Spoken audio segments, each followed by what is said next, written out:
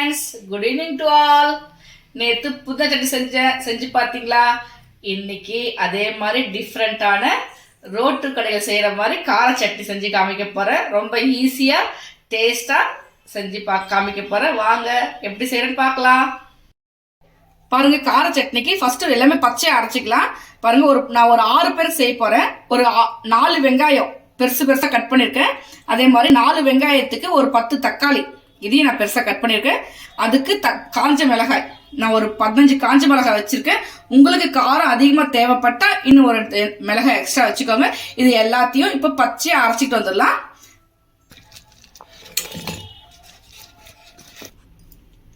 பாருங்க, இது நல்லா நைஸா அரைச்சிட்டு வந்தாச்சு. இதுல நான் கல் உப்பு போட்டு அரைச்சிட்டேன். பாத்திரம் தேவைப்பட்டா இன்னும் கொஞ்சம் உப்பு போட்டுக்கலாம். இப்போ அடுப்பு பற்ற வச்சுக்கலாமா? இதுக்கு நல்லெண்ணெய் தான் இங்கே டேஸ்டா இருக்கும். இங்க பாருங்க, நான் நல்லெண்ணெய் ஒரு 2 கரண்டி விடுறேன்.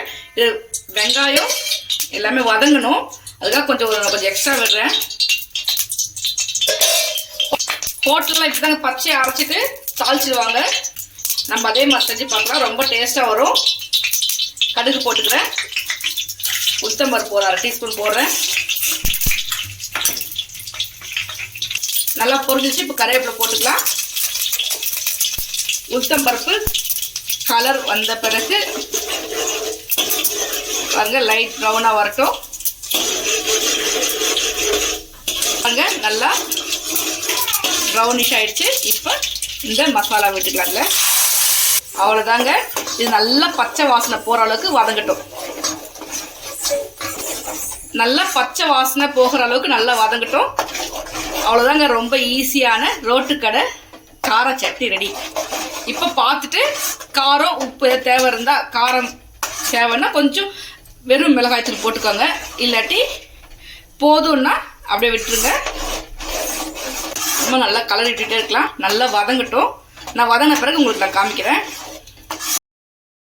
பாருங்க, நல்லா வதங்கிடுச்சான்னு பார்க்கலாம். சூப்பராக வதங்கிடுச்சுங்க.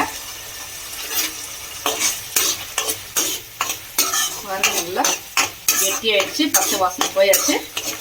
ஓகே, இதை ஆஃப் பண்ணிடலாங்களா? ஆஃப் பண்ணி பவுலில் மாற்றிக்கலாம். அவ்வளோதாங்க, ரொம்ப ஈஸியான ரோட்டு கடை கார சட்னி ரெடிங்க. ஓகேங்க, இதே மாதிரி டிஃப்ரெண்டாக செஞ்சு காமிக்கிறேன். நீங்களும் டிஃப்ரெண்டாக செஞ்சு பாருங்க. வீட்டில் சமைச்சு பாருங்க. பாப்பா பாருங்க, வெட்டி வந்து பாக்குது.